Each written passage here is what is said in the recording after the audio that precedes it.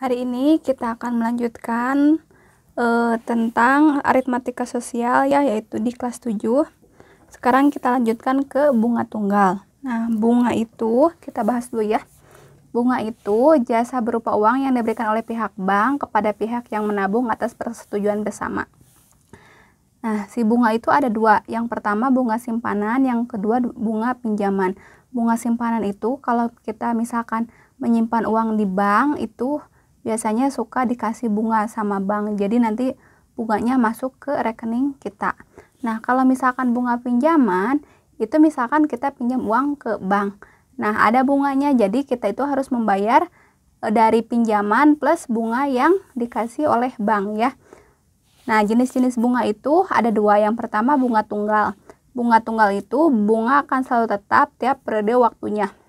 Nah, misalkan kita nabung di bank dengan bunganya itu 10%. Jadi setiap tahunnya itu bunganya itu tetap gitu. Kalau misalkan 100.000 berarti tahun berikutnya juga 100.000, tahun berikutnya juga 100.000. Nah, untuk bunga banjemuk itu bunga ikut berbunga di periode berikutnya. Jadi makin lama makin besar.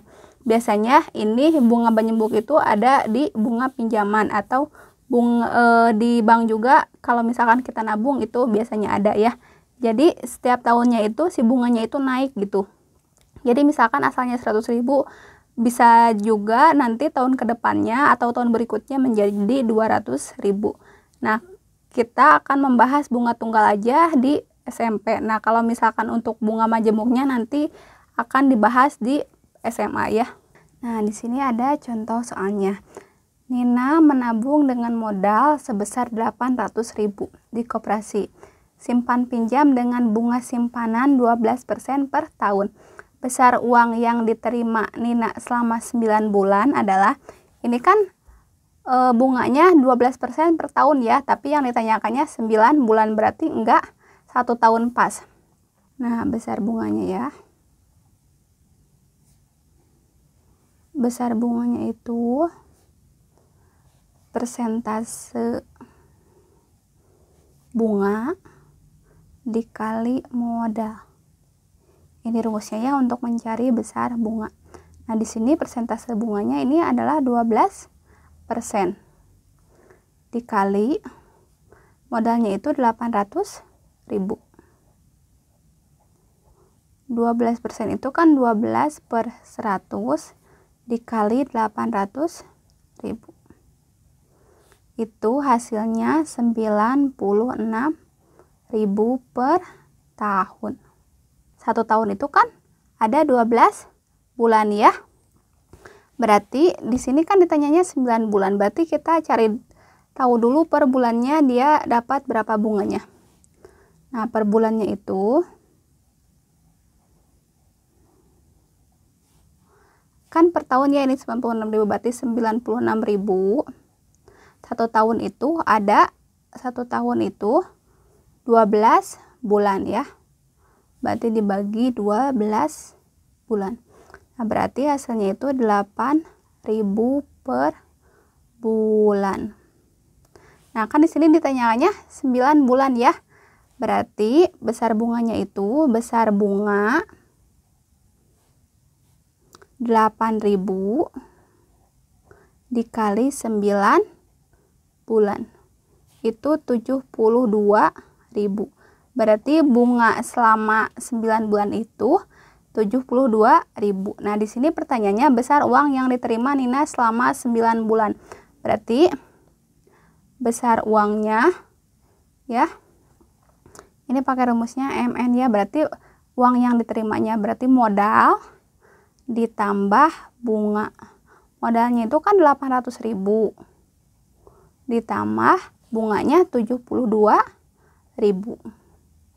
Jadi uang yang diterimanya itu keseluruhan 872.000 rupiah.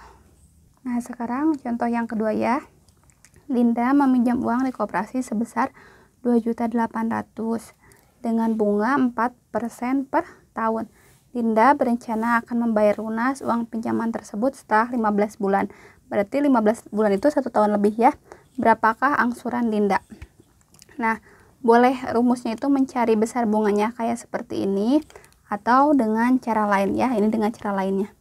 Nah, besar bunganya itu nanti besar bunga sama dengan N dikali besar bunga dalam persen dikali modal.